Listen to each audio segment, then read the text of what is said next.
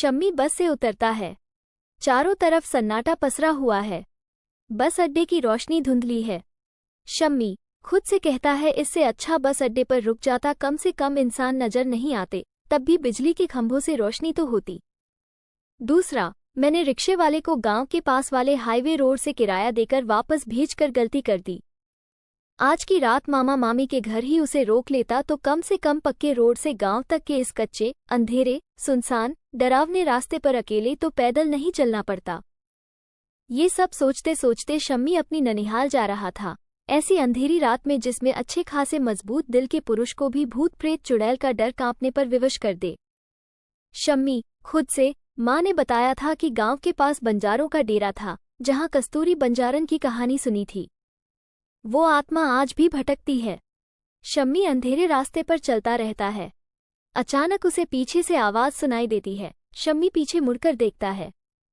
एक गिद्ध जितना बड़ा उल्लू उसे पैदल पीछा कर रहा है। उल्लू की आंखें लाल लाल चमक रही हैं। शम्मी घबराकर, माँ, आपने मुझे कस्तूरी बंजारन का किस्सा सुनाकर अच्छा नहीं किया।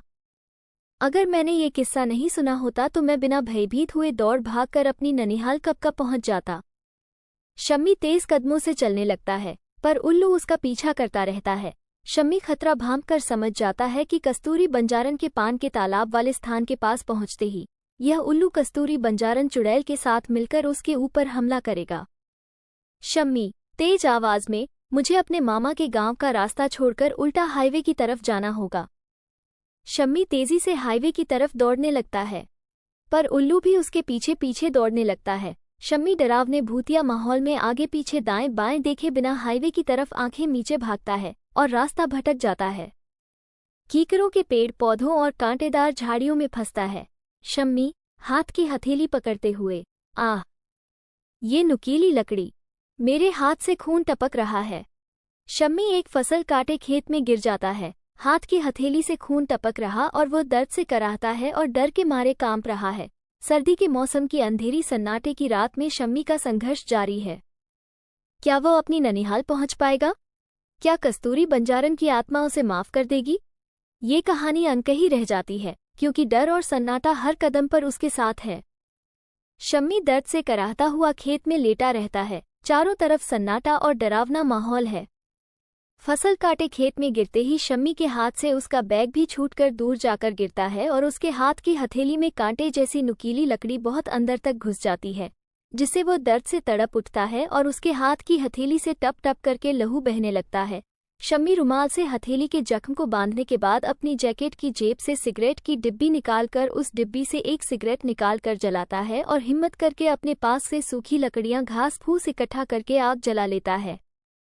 और जब उसका ध्यान अपने पैर की तरफ जाता है तो उसके पैर में पतंग की डोर फांसी हुई थी। वो पतंग की डोर को खींचता है तो एक बहुत बड़ी पन्नी थी। पतंग उसके साथ खींची चली आती है। उस पतंग में बच्चों को खुश करने के लिए पतंग बनाने वाले ने 2 लाल सफेद रंग की आंखें बना रखी थी। पतंग को देखकर शम्मी को समझ आ जाता है कि जिसे मैं गिद्ध जैसा बड़ा उल्लू समझाकर डर दहशत की वजह से मामा जी के गांव जाने की जगह उल्टा हाईवे की तरफ भाग रहा था, वो उल्लू नहीं, ये पन्नी की पतंग थी। और इस पतंग की 2 लाल सफेद रंग की आंखों को मैं उल्लू की आंखें समझ रहा था और पैर में इसकी डोर फंसी होने की वजह से जब मैं चलता था ये चलती थी और जब मैं रुकता था ये पतंग रुकती थी। उल्लू मैंने इसे इसलिए समझा क्योंकि जब मैं कोलकाता के अस्पताल में नया नया वार्ड बॉय की नौकरी पर लगा था तो अस्पताल के स्टाफ ने मुझसे कहा था कि 4थी मंजिल मेडिसिन वार्ड में संभाल कर ड्यूटी करना, क्योंकि 4थी मंजिल मेडिसिन वार्ड में रात को 1 से 3 बजे के बीच एक उल्लू आता है। वो उल्लू नहीं भूत है। लेकिन मैंने जितने दिन भी अस्पताल के मेडिसिन वार्ड में वार्ड बॉय की पोस्ट पर काम किया मुझे वो उल्लू दिखाई नहीं दिया था। फिर शम्मी अपनी हिम्मत स्वयं ही बढ़ाने के लिए अस्पताल की एक दूसरी घटना को याद करता है। उन दिनों उसकी नाइट ड्यूटी मुर्दा घर में चल रही थी। एक रात एक अधेड़ आयु के बहुत मोटे आदमी की लाश रोड एक्सीडेंट के बाद मुर्दाघर में लाई गई थी। उस रात मेरे साथी कर्मचारी ओंकार ने बहुत ज्यादा शराब पी रखी थी और जब वह मेरा साथी कर्मचारी ओंकार मुर्दाघर के अंदर किसी काम से गया तो मुर्दाघर के अंदर उस अंधेड़ उम्र के पुरुष की लाश हवा में कमरे में इधर उधर उड़ रही थी। उस लाश को देखकर ओंकार भूत भूत चिल्लाता हुआ मेरे पास आकर बेहोश हो गया था। और जब मैं भागकर सिक्योरिटी गार्ड डॉक्टर को बुलाकर लाया तो डॉक्टर ने हम सबको बताया कि शव के कान नाक को रुई डालकर अगर बंद ना करो तो शव में हवा भर जाती है और यही इस शव के साथ हुआ, इसलिए यह है। शव कमरे में हवा भरने की वजह से इधर उधर उड़ने लगा और मानसून के मौसम की वजह से आज रात कितनी तेज आंधी भी चल रही है, इस वजह से भी शव में जल्दी हवा भर गई। अस्पताल की दोनों घटनाओं को याद करके शम्मी का भूत प्रेत का डर निकल जाता है और वह अपने आसपास से मोटा डंडा ढूंढकर अंधेरे में अपने ननिहाल का रास्ता ढूंढने के लिए मशाल बनता है। मशाल में अपने बैग से रुई डेवलप निकाल कर लगता है और एक पैर के जूते का फीता निकालकर मशाल को कसकर बांध लेता है। जैसे ही वह मशाल को माचिस से तिल्ली निकालकर जलने लगता है तो उसके पास एक कुत्ता आकर खड़ा हो जाता है। कुत्ते को देखकर शम्मी खुश हो जाता है कि बड़े बुजुर्ग कहते हैं कि कुत्तों को देखकर भूत प्रेत चुड़ैल भाग जाते हैं, कहीं कुत्ता उससे डरकर भाग ना जाए। इसलिए शम्मी जो मिठाई का डिब्बा मामा मामी के घर देने के लिए लाया था, उस मिठाई के डिब्बे से एक बर्फी का पीस कुत्ते को खाने के लिए दे देता है। वो कुत्ता मिठाई सूंघकर खाने के बाद जब जबरदस्ती शम्मी की हथेली से बहते लहू को चाटने लगता है तो शम्मी अपना बचाव करने के लिए मशाल के मोटे से डंडे से उस कुत्ते को मारकर अपने से दूर भागता है। तेज मशाल का डंडा लगाते ही वो कुत्ता कुत्ते जैसे नहीं सियार गीदड़ जैसे चिल्ला चिल्लाकर रोने लगता है और उसके तेज तेज चिल्लाते ही उसके साथी कुत्तों का झुंड वहां आकर शम्मी को घेर लेता है। और जब मशाल जलाकर मशाल की रोशनी में शम्मी ध्यान से देखता है तो उसके होश उड़ जाते हैं, क्योंकि वो कुत्तों का झुंड नहीं था बल्कि सियार गीदड़ों का झुंड था।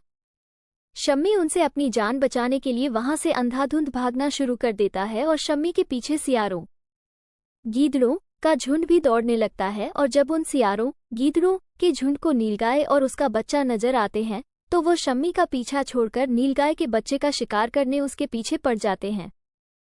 और तभी शम्मी को मशाल की रोशनी में रेल की पटरी नजर आती है। उस रेल की पटरी को देखकर शम्मी को याद आता है कि यह रेल की पटरी तो मामा जी के गांव के पीछे से गुजर रही है और यहाँ आसपास ही मामा जी के गांव का शमशान घाट है और शमशान घाट के पास छोटा सा महादेव का मंदिर है। फिर वो सोचता है आज की रात मैं मंदिर के अंदर ही लेट बैठकर बिताऊंगा। इसलिए शम्मी महादेव का मंदिर अपनी अजली मशाल को दोबारा जलाकर ढूंढता है। मंदिर इतना छोटा था कि उसे अपनी ननिहाल के गांव के लोगों पर बहुत गुस्सा आता है कि 6 वर्ष में मंदिर की कोई तरक्की नहीं हुई है।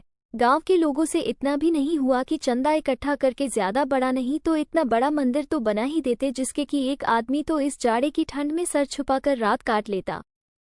फिर वो सोचता है एक बार मैं सही सलामत मामा जी के गांव पहुंच जाऊं तो सबसे पहले मैं खुद मंदिर के लिए चंदा देकर महादेव के मंदिर के निर्माण की शुरुआत करूंगा। और फिर गांव का शमशान घाट देखकर सोचता है कैसे लोग हैं।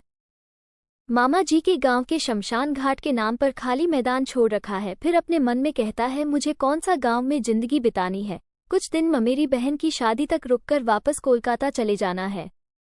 और अपने बैग से मिठाई का डिब्बा निकालकर पहले मिठाई महादेव को चढ़ता है। फिर 2 पीस मिठाई के खाते ही उसे बचपन में नानी से सुनी यह बात याद आ जाती है कि नानी कहती थी कि दूध पीने के बाद अगर घर से बाहर जाओ तो चूल्हे की थोड़ी सी राख चाट लेनी चाहिए वरना बुरी आत्माएं चिपट जाती है।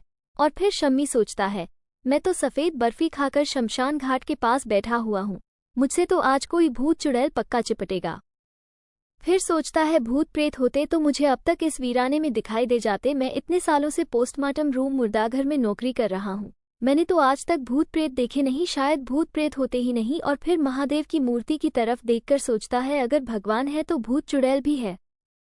और उसी समय शमशान घाट से एक आवाज आती, अकेला अकेला बर्फी खा रहा है, मैं 2 दिन से यहाँ भूख प्यासा अपनी चिता के पास बैठा हुआ हूँ, मेरी तरफ ध्यान भी नहीं दे रहा, मुझे भी 2 पीस मिठाई के खिला दे, बहुत तेज भूख लग रही है। या तू भी मेरे जुआरी शराबी बेटे जैसा है जो मुझे फूंक कर 2 दिन से मेरी चिता की राख के पास चाय पानी खाना कुछ भी रखने नहीं आया है।